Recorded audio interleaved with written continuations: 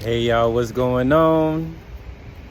What's going on? This is Jerome Shaw, host of the Open Palm Podcast Motivator. Meditator coming at you with a book review.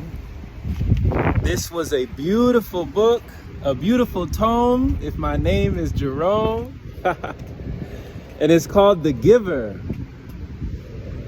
The Giver. And the author's name is Lois Lowry. The Giver by Lois Lowry. And I thought this was an amazing read. Now, I had already kind of been putting this read off for some reason. I don't know. I had been waiting to get to it. I seen the movie a while back, but then one of my friends, shout out to Cheyenne, had recommended this book. And so I thought, okay, let me give it a read.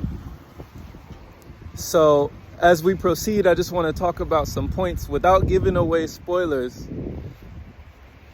But this book is for the inquisitive mind and for the seekers, the people who are willing to find the answers, the people who are curious, the people who have those thought-provoking, deep-seated questions, and they are willing to go to great lengths to find answers. This is the book for you if you are one of those individuals who will not be satisfied with the generalized answers and just has to find something more. If you've ever had questions about society, questions about the stories that we've been told or the stories that we've been sold in life and the ways that we are controlled in life, definitely pick up this book, The Giver by Lois Lowry. So getting into this book, it begins in this civilization. And the main character, his name is Jonas. And he's just this, unassuming character. And it seems like this civilization is just like any other civilization or maybe a suburban populace or a nice neighborhood. It just seems like these people are not really afraid of anything happening, not really fearful of any danger. But as you go into this book, it gets stranger and stranger. There starts to be some questions creeping in the background and seeping into your mind like a splinter that takes its time to weave its way in. And it makes you begin to start asking yourself, what is really going on here?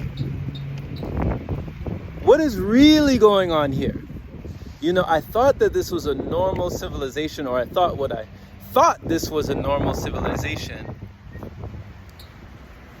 But it seems that they were taught this was a normal civilization, whereas it is not normal at all.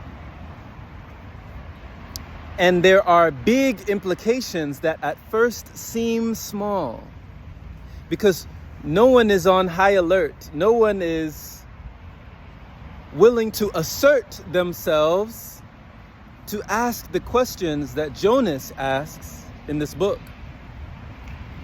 No one is trying to cause any conflict.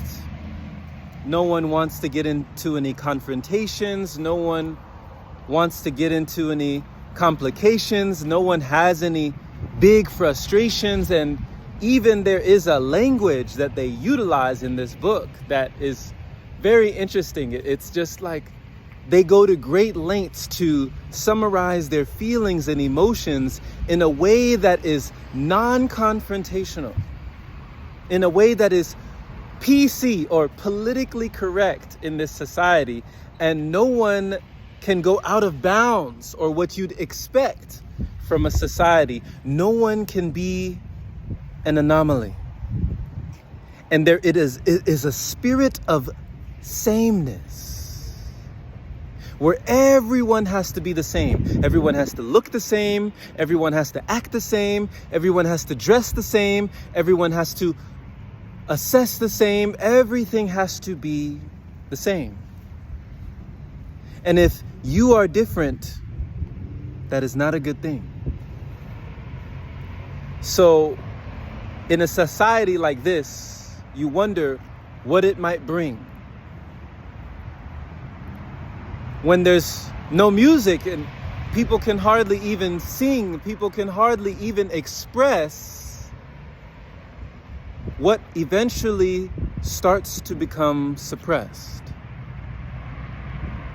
And can people even shine and be at their best when they cannot stand apart from all of the rest?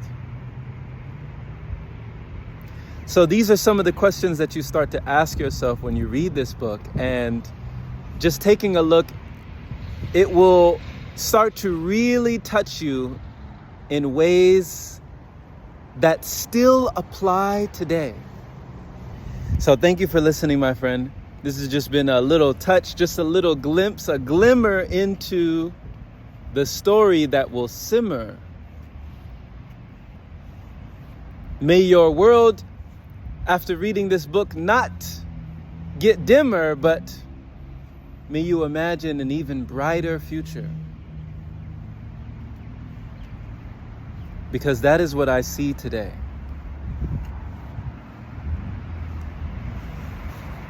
What happens in life